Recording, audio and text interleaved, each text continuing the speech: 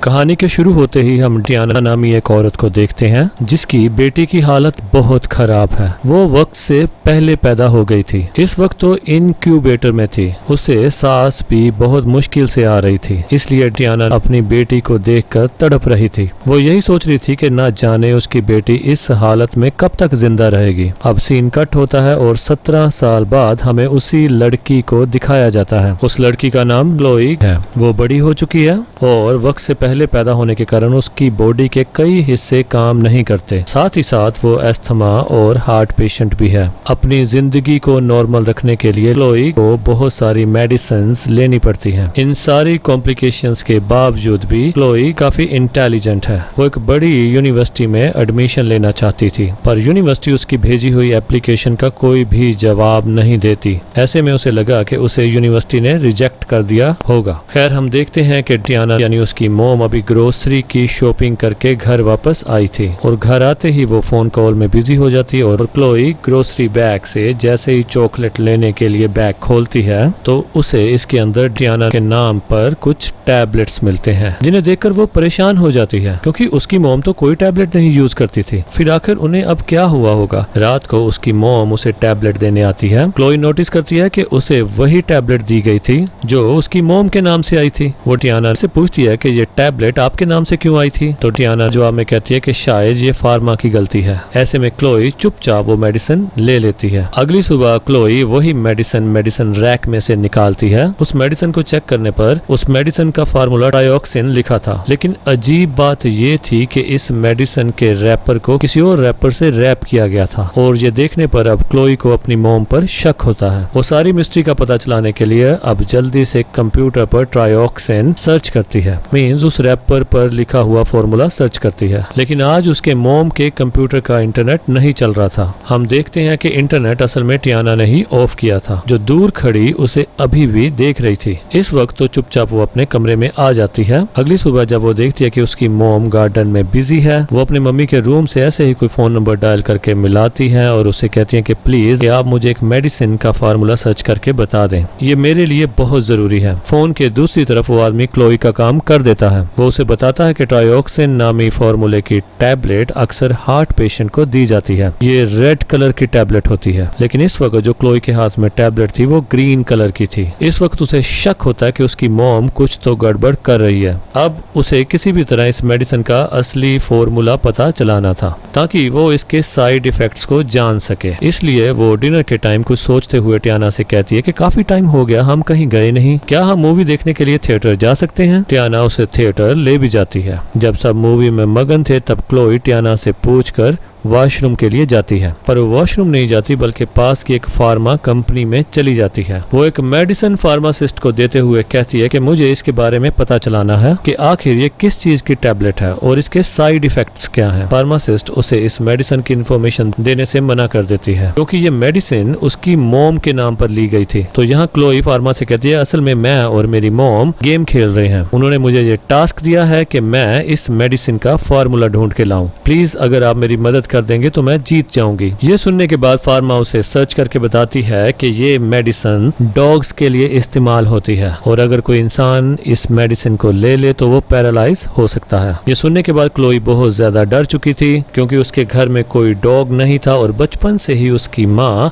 उसे ये टैबलेट देती आ रही थी। इसी बात की परेशानी और डर में उसे अस्थमा अटैक भी आ चुका था। वो सांस मुश्किल से ले रही थी और इसी टाइम टियाना यानी उसकी मोम भी उसे ढूंढते हुए वहां पर पहुंच गई थी। वो उसे एक इंजेक्शन लगाकर बेहोश कर देती है और फिर उसे अपने घर ले आती है। जब वो होश में आई तो उसने देखा कि वो अपने कमरे में लॉक थी, जबकि टियाना अपने कंप्यूटर पर सर्च कर रही थी कि किसी भी इंसान को पैरालाइज कैसे किया जा सकता है। यहाँ क्लोई भी अपने कमरे से बाहर निकलना चाहती थी। तभी उसके दिमाग में एक आइडिया आता है कि वो अपने कमरे की विंडो से दूसरे कमरे में जाकर अपने कमरे का दरवाजा खोल सकती है। वो हॉट आयरन रोड लेकर अपने मुंह के अंदर ठंडा पानी भरती है और अपनी खिड़की से बाहर की तरफ जंप कर देती है। मुश्किल से रेंगते हुए वो अपने मोम के रूम तक पहुंची थी तो वहां उसकी विंडो को आयरन रोड से गर्म करने के बाद उस पर ठंडा पानी फेंकती है। ऐसे विंडो के टूटने पर वो इस कमरे में आ जाती है। वो इस कमरे से जल्दी से बाहर जाती है और अपने रूम का दरवाजा खोल लेती है। उसको दोबारा से सांस लेने में मुश्किल हो गई थी। वो रूम में पड़ा हुआ अपना इनहेलर यूज करती है और जल्दी से स्टेयर्स से नीचे आने की कोशिश करती है, पर वो अब देखती है कि उसकी लिफ्ट काम नहीं कर रही थी, लेकिन उसे किसी भी हालत में नीचे जाना था। वो पहले अपनी व्हील चेयर को नीचे फेंकती है और फिर खुद भी सीढ़ियों से गिर के नीचे पहुंच जाती है। उसे इस वक्त काफी चोट भी आई थी, लेकिन वो अपने आप को संभालते हुए दोबारा व्हील चेयर पर बैठकर घर से बाहर निकल जाती है। घर से निकलने में तो वो कामयाब होगी, लेकिन वो मदद किससे मांगे? उसके आसपास तो किसी का भी घर नहीं था। वो रोड पे निकल जाती है, तभी उसे गाड़ी की आवाज आती है। क्लोई को लगा कि ये शायद टियाना की गाड़ी है, इसलिए वो जंगलों में छिप जाती है, पर ये तो एक ट्रक था। वो इस ट्रक के सामने जाकर खड़ी हो जाती है। उसे देखकर ट्रक वाला अपना ट्रक रोक देता है। क्लोई उससे मदद मांगती है और वो उसे सारी कहानी सुना देती है कि कैसे उसकी माँ उसे बचपन से डोक वाली मेडिसिन देके पैरालाइज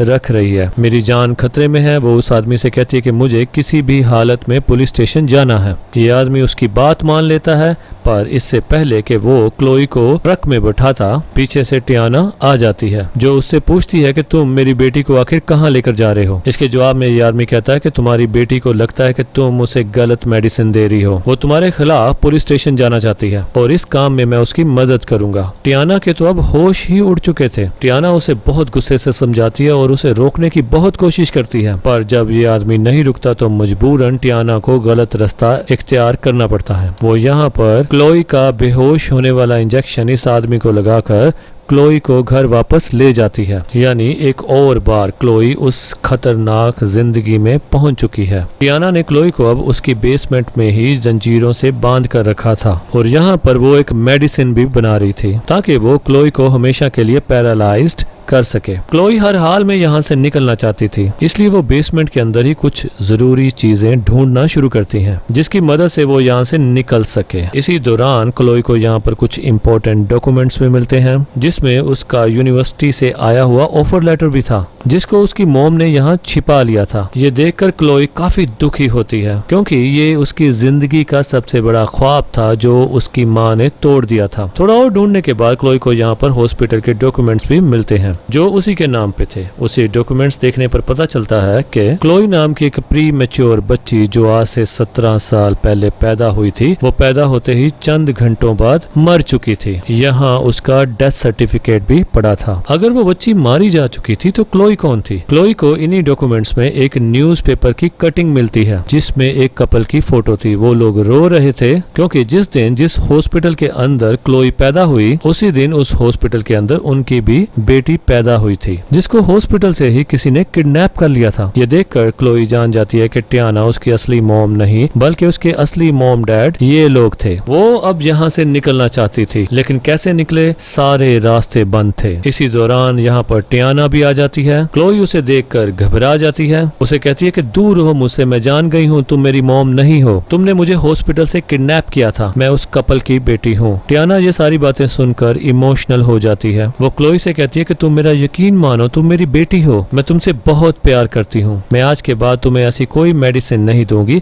पर मैं चाहती हूँ कि तुम हमेशा मेरे पास रहो। लेकिन क्लोई यहाँ टियाना के साथ बदतमीजी करती है और टियाना को भी यहाँ गुस्सा आ जाता है। वो अब बड़े से इंजेक्शन में क्लोई को पैरालाइज करने के लिए अपनी बनाई हुई मेडिसिन भरती है। अपने आप को बचाने के लिए क्लोई वहाँ से खिसकते हुए एक वार्डरोब में चली जाती है। उससे वार्डरोब तो लॉक नहीं होती, पर वो अपने आप को बचाने के लिए यहाँ से एक लिक्विड पी लेती है, जिससे वो बेहोश हो चुकी थी। टियाना को लगा वो मर गई और ये सोचते ही टियाना की हालत खराब हो गई थी। वो बहुत ज्यादा रो रही थी क्योंकि वो सच में क्लोई को अपनी बेटी मानती थी। वो क्लोई को अपने से दूर भेजना नहीं चाहती थी। वो क्लोई को पैरालाइज होने की मेडिसिन भी इसलिए दिया करती थी कि कहीं वो अपने असल पेरेंट्स के पास ना चली जाए। अब क्लोई को जब होश आया तो उसने अपने आप को हॉस्पिटल में पाया। उसके इर्द गिर्द डॉक्टर थे और उसके स्टमक को साफ किया जा रहा था। वो रूम से बाहर देखती है तो वहाँ टियाना खड़ी थी, यानी वही उसे हॉस्पिटल लेकर आई होगी। वो उसे देखकर दोबारा से डर जाती है और पास खड़ी नर्स को बुलाती है। वो उसे इशारे से एक पेन और एक पेपर मांगती है, जिस पर वो नर्स को कुछ लिखकर बताना चाहती है और ये चीज बाहर टियाना भी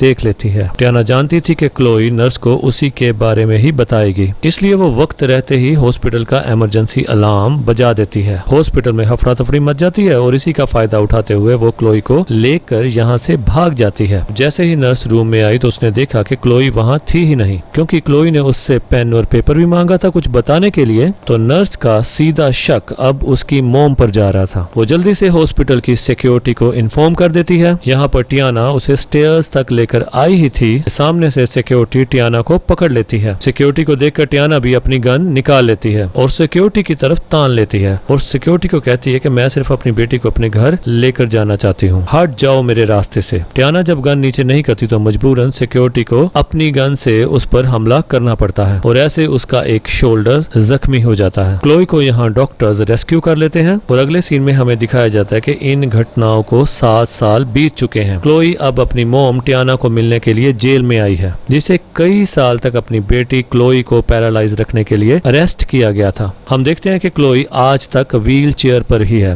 लेकिन उसके बावजूद वो कुछ कदम अब चल पाती है। वो अपने कदमों पर चलकर टियाना से कहती है कि कुछ ही अरसे के बाद अब मैं चल भी पाऊंगी, आपकी मेडिसिन छोड़ने के बाद। पता चलता है कि कुछ दिन बाद क्लोई टियाना से मिलने आती रहती थी। इस वक्त वो टियाना को बताती है कि मैंने अपनी पढ़ाई कंप्लीट करके एक अच्छी जॉब भी ले ली है, मेरी शादी भी हो गई है और मैंने अपने असली पेरेंट्स को भी ढूंढ लिया है। टियाना बस खामोशी से उसकी बात सुनती जा रही थी। इसके बाद हम देखते हैं कि क्लोई अपने मुंह के अंदर से कुछ रैप की हुई टैबलेट्स निकालती हैं, वही टैबलेट्स जो जिंदगी भर टियाना उसे पैरालाइज रखने के लिए देती रही। और अब ये मेडिसिन क्लोई उसके मुंह में डाल रही थी। साफ जाहिर था कि अब वो टियाना से अपना बदला लेना चाहती थी और वो नहीं चाहती कि कभी भी टियाना इस जेल से बाहर आए। और ये सीन दिखाते हुए ये कहानी यहाँ खत्म हो जाती है।